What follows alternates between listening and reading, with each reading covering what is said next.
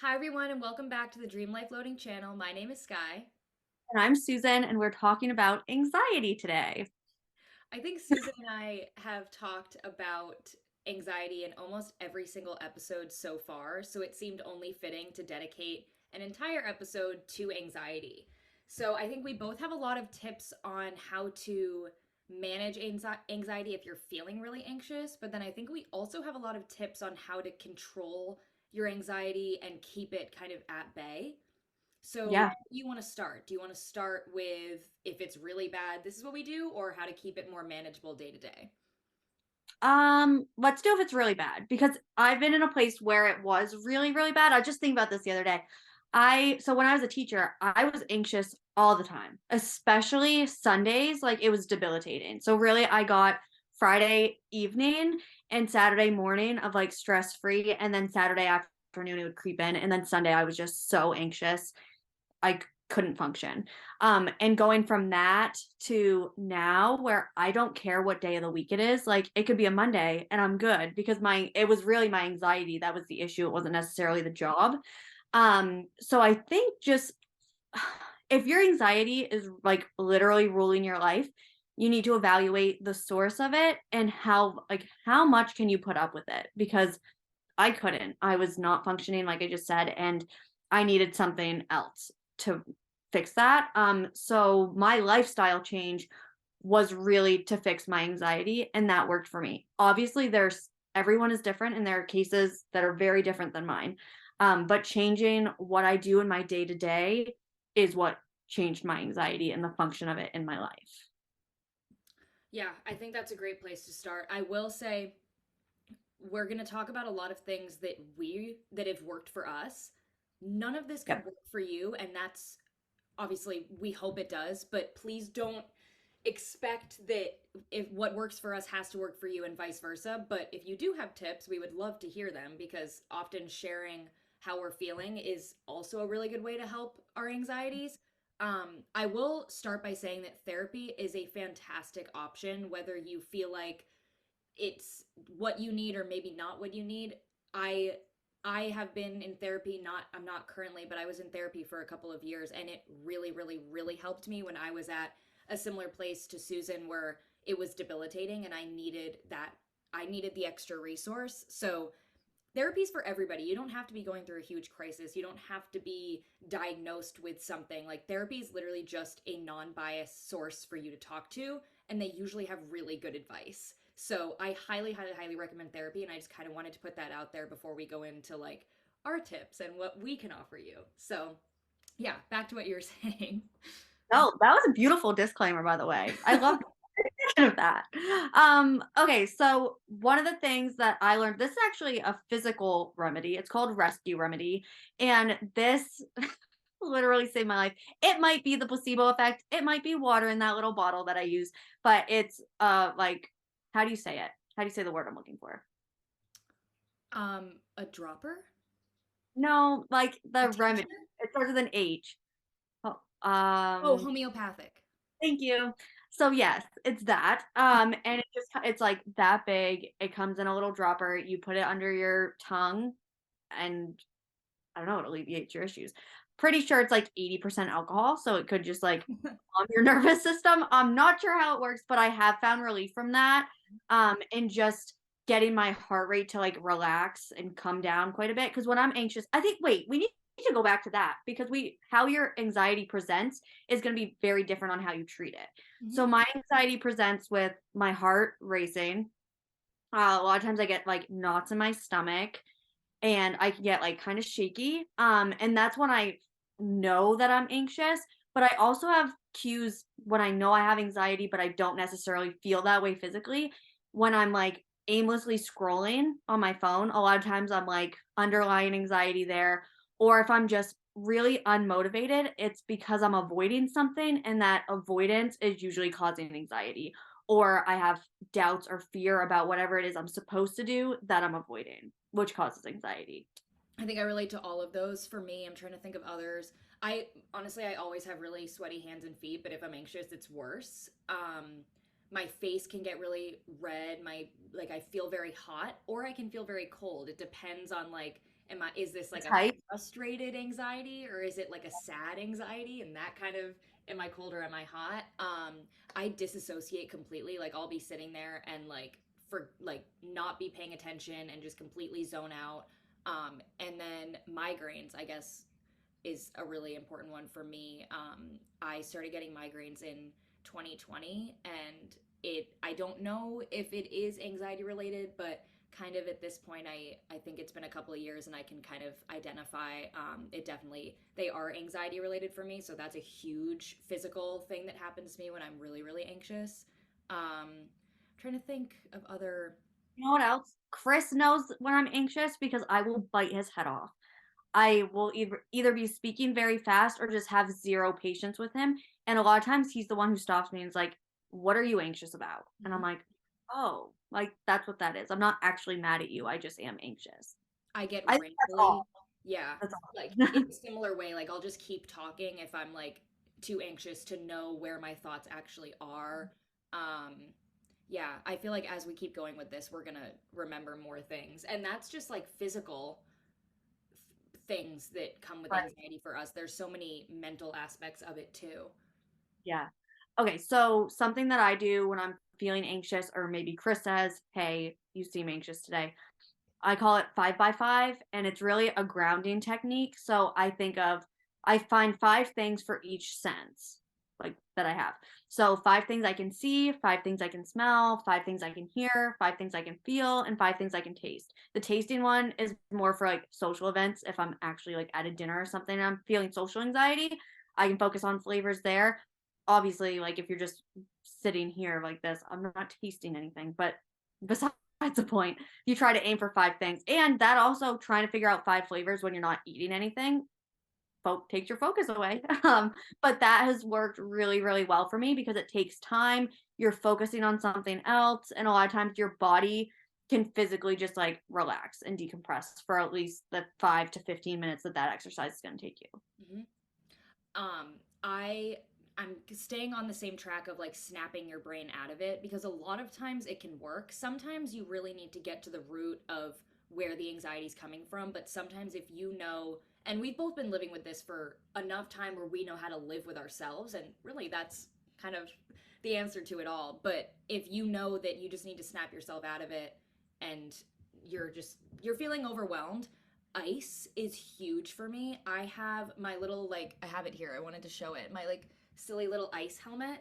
I put this on my noggin. It's for headaches, which it really helps with too. But if I'm feeling anxious, I'll either like literally stick my face in a bowl of ice water or put that on or my ice roller, something like that, because it's proven like if you they suggest you chew on ice too, which I guess is another way to do it, but just completely shock your brain literally, and you won't forget, but you'll like come back down to earth. So ice And is it a huge one. brings your nervous system down too. Yep. Because Yep. it's funny, I have facial ice bath or cold shower on my list for Yep. today. And yeah, Resets your nervous system. Is that what you said? yeah, You need something more physical than honestly doing the 5 5 5 5 with all the fives.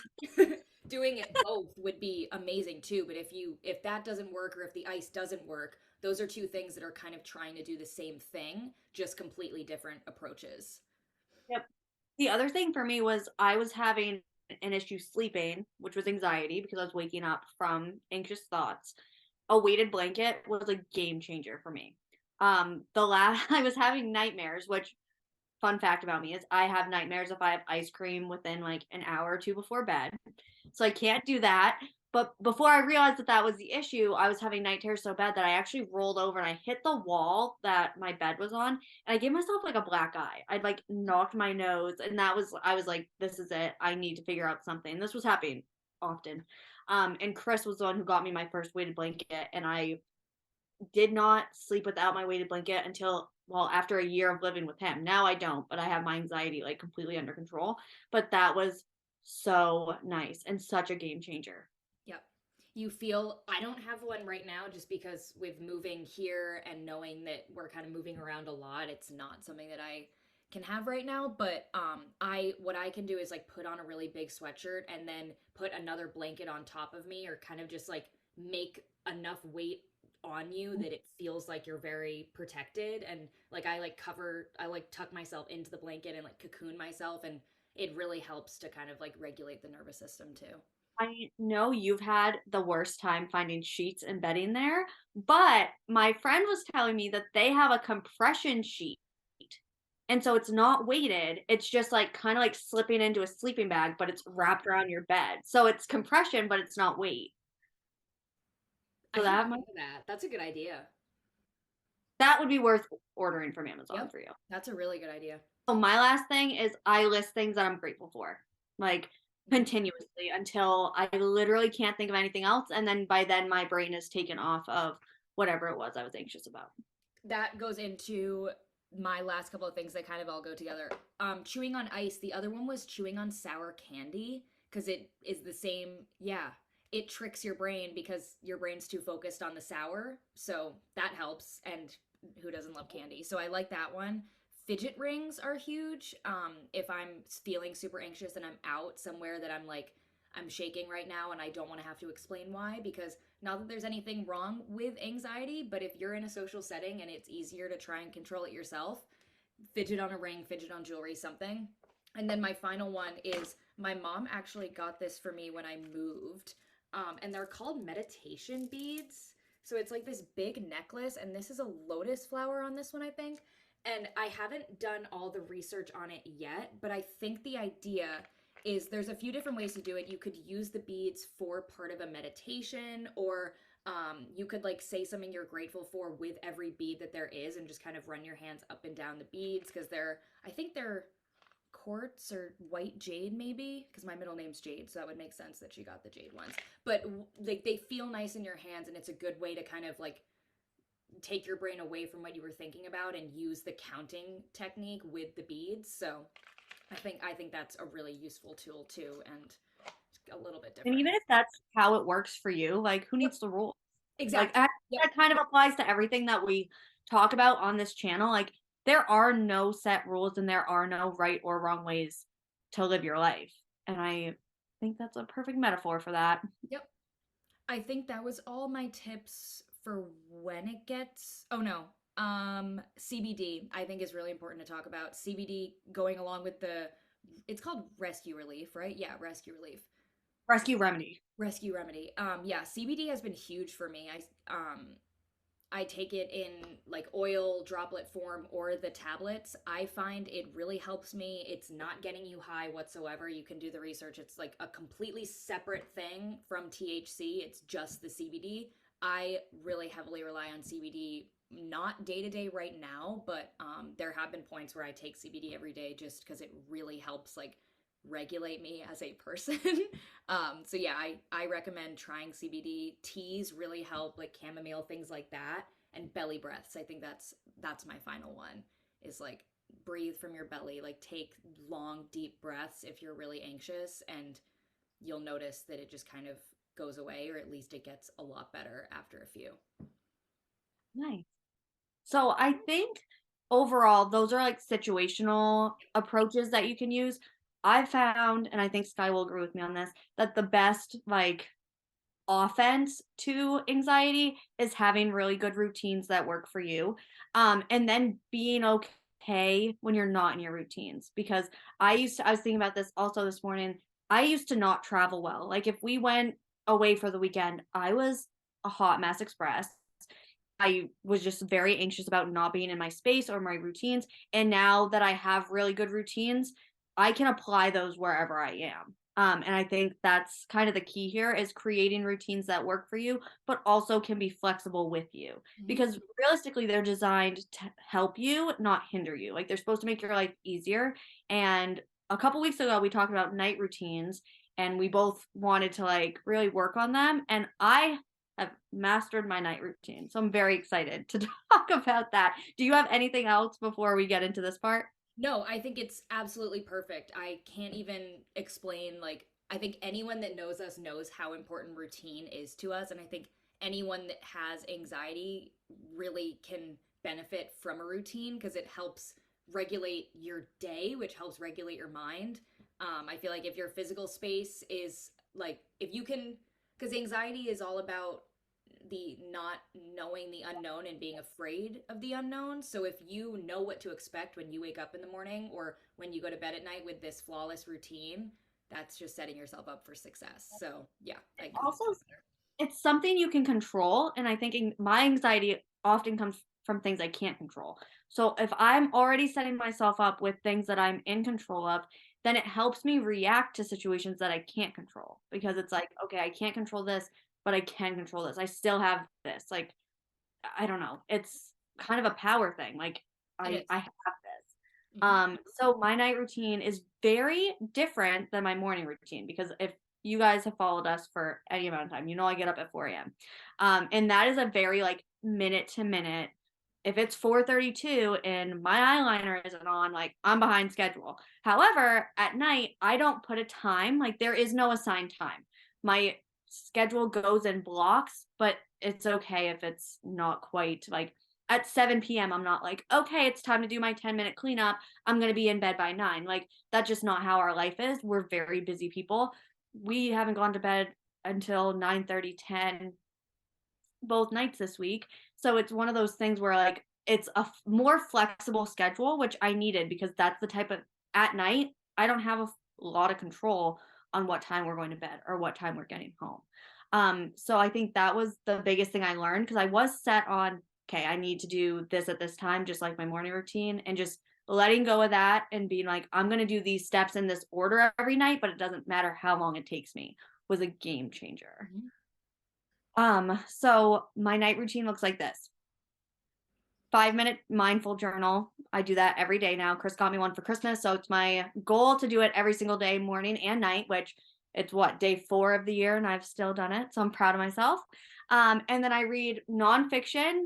Sometimes I do make content at night, like in this time frame, and then I get ready for my 10-minute cleanup. So I made a playlist. It's 12 minutes. I hit play, and then I just clean up around the house. This has been life changing. This is probably my favorite part of my day now, which is funny. But it's so good, because then you're waking up to a fresh, clean space, and our house has never been cleaner. Even Chris the other day was like, "Wow, like it's really clean." I'm like, "Yeah, because everything is all put away in the places it's supposed to go, and now I have time to do like random deep cleaning stuff." And it's wonderful. And it Highly, takes highly recommend. such a little amount of time every night instead of taking 30 minutes when you're rushed and you're just so sick of the mess that you have to do it now. What you do every day matters more than what you do every once in a while. Mm-hmm. And it just, I'm so excited. And then I wash my face, shower. If it's a hair wash night, then I blow dry my hair with my Revlon brush dryer thingamabob. And then I brush my teeth, moisturize. I fill our humidifier, which is on my nightside table. I set my alarms for the next morning, plug in my Apple Watch, and then I read on my Kindle until my eyes are physically closing. And then I list things I'm grateful for, or a picture of money falling on me, until I fall asleep. And I sleep through the night every night. That's perfect. And it's perfect after knowing the things you wanted in your routine that you've now not just said this is what you do, but you've explained how you've been able to work it into actually making it a routine. So I love it. It's perfect. So, how are you doing with your night routine? Very good. My morning routine was a bit of not a mess. I think I realized because I had been kind of hard on myself in the last episode that we talked about morning routines and night routines that I felt like I didn't have one at all. And that really wasn't the truth at all. I had a very good routine. My issue was waking up at a decent hour because I'm very, very fortunate in that I don't have to be logged on to work at a certain time. And I understand that's an insane privilege, but it does come with the fact that I could sleep until whatever time I want. And then if I can still get all my work in for the day, I'm good. But I'm the type of person that I need a routine and I need to wake up at a certain time. So I didn't have a boss telling me to be up at a certain time. I kind of had to decide for myself. So I really fixed that. And my big thing was I set the same alarms every single day and I'm up by that time. And I don't get on my phone until I'm out of bed. And that's been huge because unfortunately, my phone is a huge motivator for me. Morning routine is so much better, and my night routine is too. But I was really, really happy to kind of identify what I needed to fix and actually do it. For my night routine, it's a little crazy because we don't eat dinner until 10 p.m. So like I shower before I even start cooking because I'm not showering at midnight. It's just and it's I've always kind of been a shower before I start cooking because it's kind of like okay, I'm done working, I've showered, I'm in my pajamas and now I'm like in wind down mode and to me cooking is relaxing. So I shower, I cook dinner most of the time because Nick's practices are so late. So, and I enjoy cooking. So it's really not a chore to me at all. Um, Dinner around 10, we like watching a show or movie together. And it's a time where we can just like sit, the two of us, and not be on our phones and like enjoy an activity together.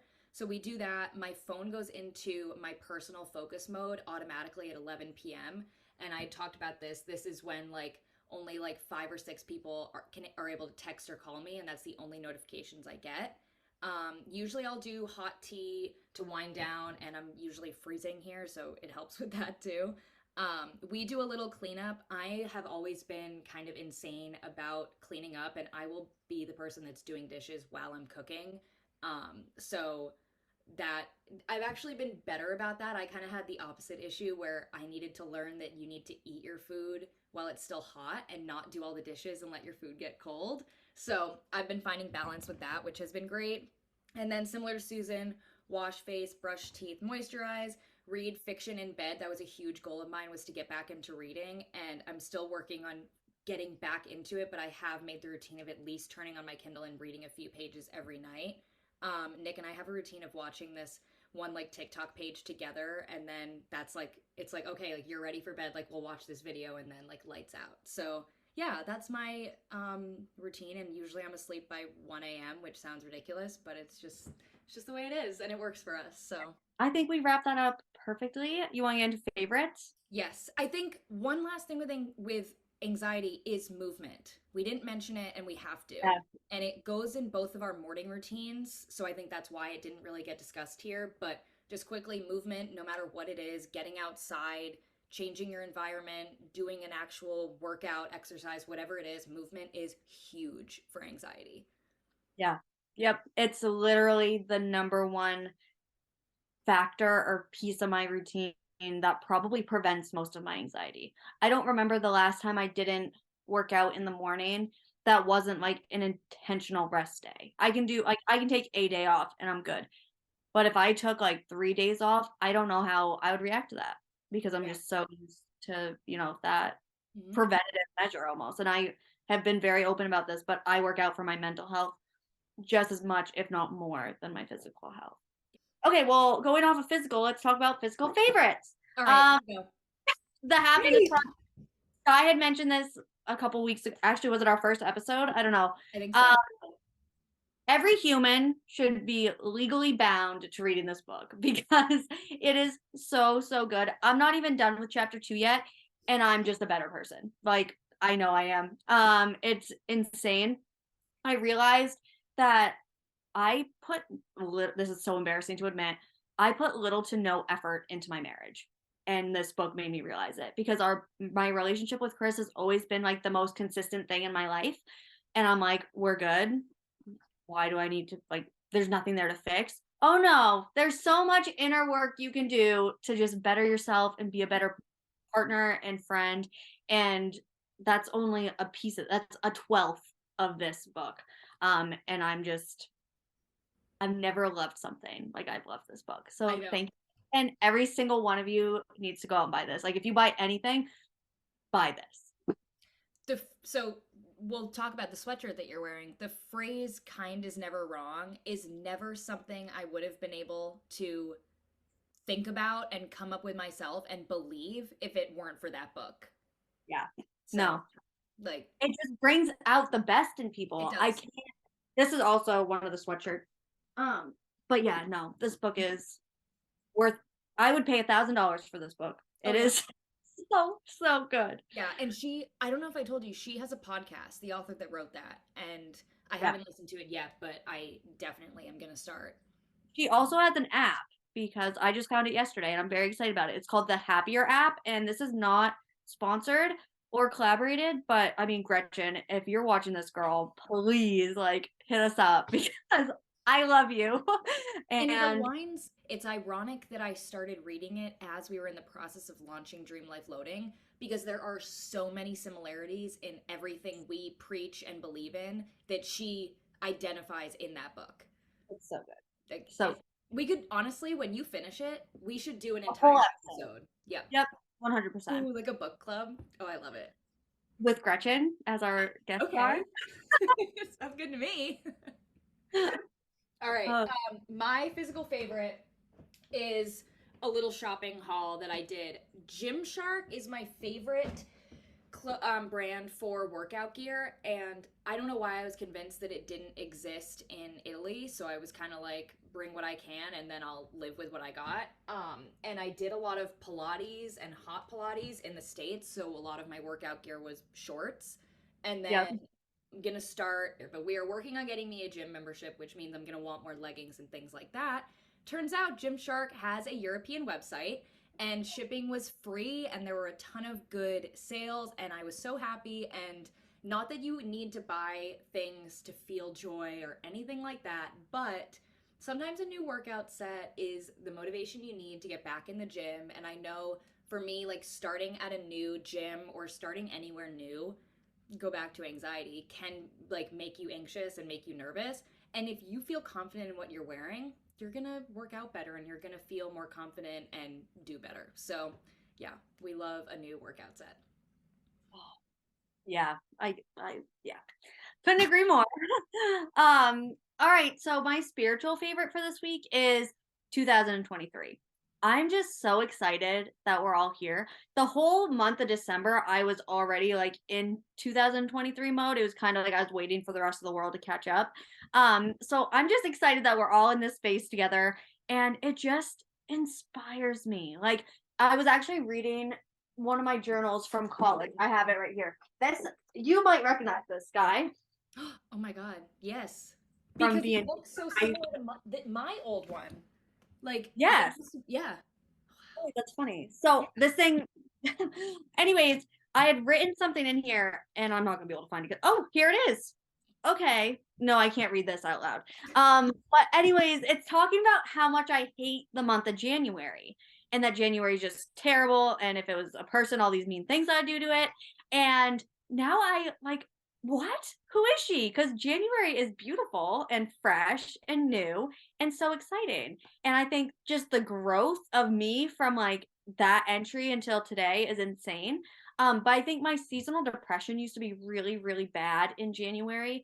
And just all of the lifestyle changes that have got me to this moment, I'm just excited and grateful to be here and to be in the mental state that I am. Because I think, like I said, when we started this episode, my anxiety ran my life. And now I'm living in a position where I love every single day, even a Monday in January. Like, couldn't be more excited that the 2nd of January was a Monday. So, ah, I just love 2023. And I might look back at this in December and be like, that was a worst year. But I don't think anything can get worse. And I'm just preparing myself for abundance and success and happiness. And that's all I want.